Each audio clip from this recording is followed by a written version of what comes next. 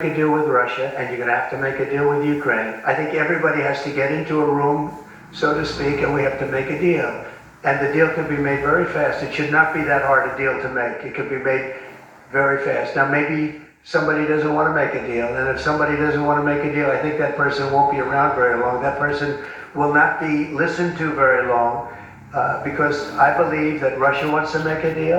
I believe certainly the people of Ukraine want to make a deal. They've suffered more than anybody else. We talk about suffering. They've suffered. White House sources say Zelensky has 3 strikes. Strike 1 was tearing apart the mineral deal they had weeks ago. I was personally very upset because we had a conversation with President Zelensky, the Vice President and I, the three of us, and we discussed this issue about the mineral rights, and we explained to them, look, we want to be in a joint venture with you, not because we're trying to steal from your country, but because we think that's actually a security guarantee. And he said, sure, we want to do this deal. It makes all the sense in the world. The only thing is I need to run it through my legislative process. They have to approve it.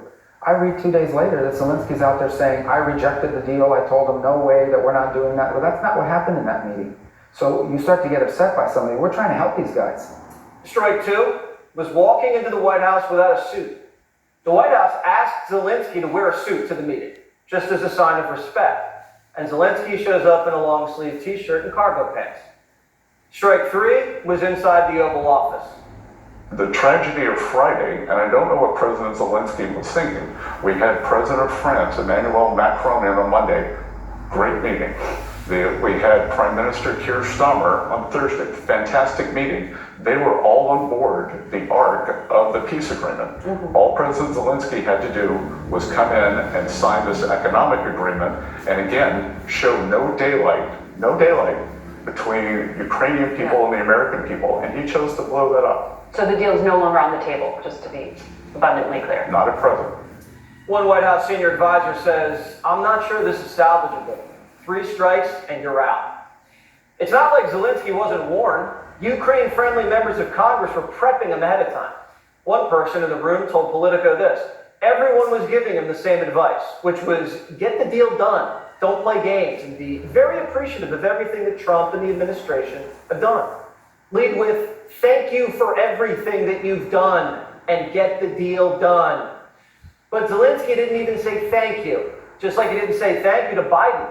When Biden screamed at him on the phone in 2022 and told him to show a little more gratitude, Zelensky just brushed it off. So what happened? Well, 40 minutes before this meeting in the Oval, Zelensky was meeting with Senate Democrats.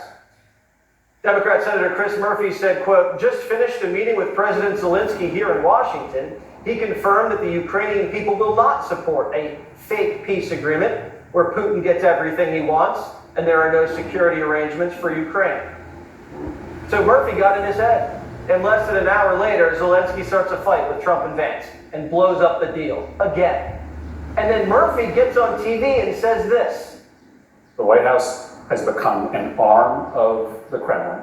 Every single day, you hear from a national security advisor, from the President of the United States, from his entire national security team, Kremlin talking points. For the last week, the White House has been pretending as if Ukraine started this war. That's essentially saying that Poland invaded Germany at the beginning of World War II. Look at this dirty little trick. Sabotage a peace deal so you can call Trump a Russian puppet. Democrats don't even have a peace plan. They don't even have a plan to win this war. Their only plan is to keep it going so you can call Trump a traitor for trying to end it.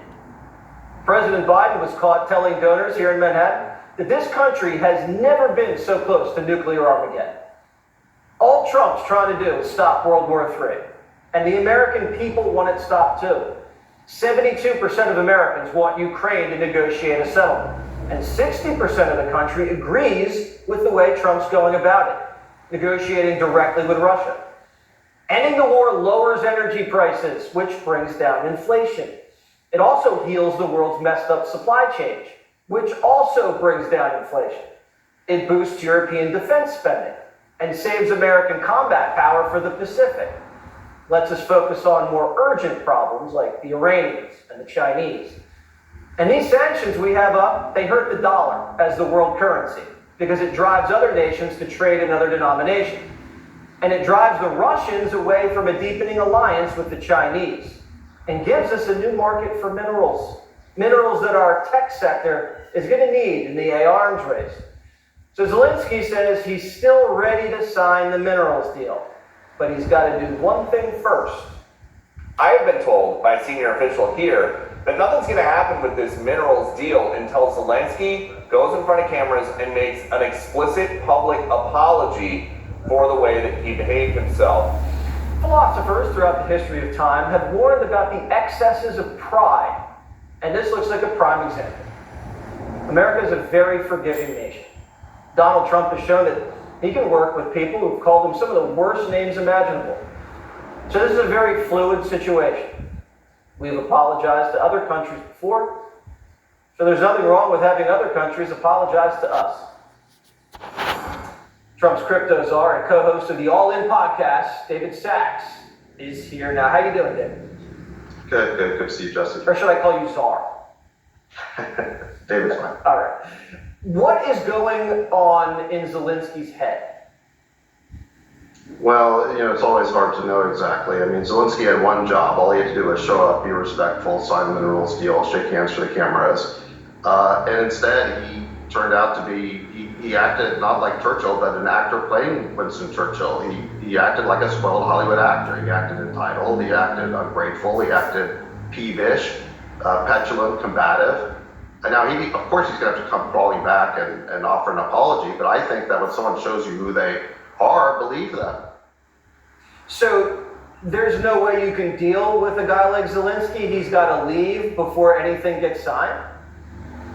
Well, I'm not saying we shouldn't deal with him, but I think that Zelensky has powerful motivations not to make peace. I don't think he really wants to make peace. He says that the war needs to keep going on. He basically says the war needs to go on forever.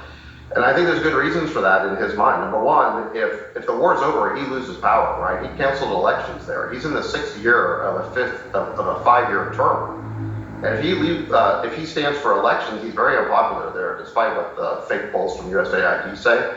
And he'll be vulnerable to political retaliation from his political opponents. He needs this war to justify his rule. So I think that's number one, is if he gives up power, his own safety is at risk.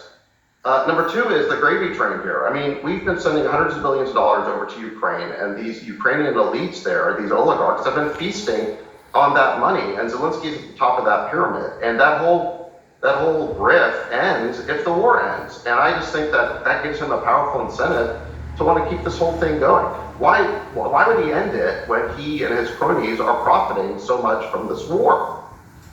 Do we have evidence that these oligarchs or Zelensky are like stashing yachts in the Mediterranean or have a hangar full of Ferraris?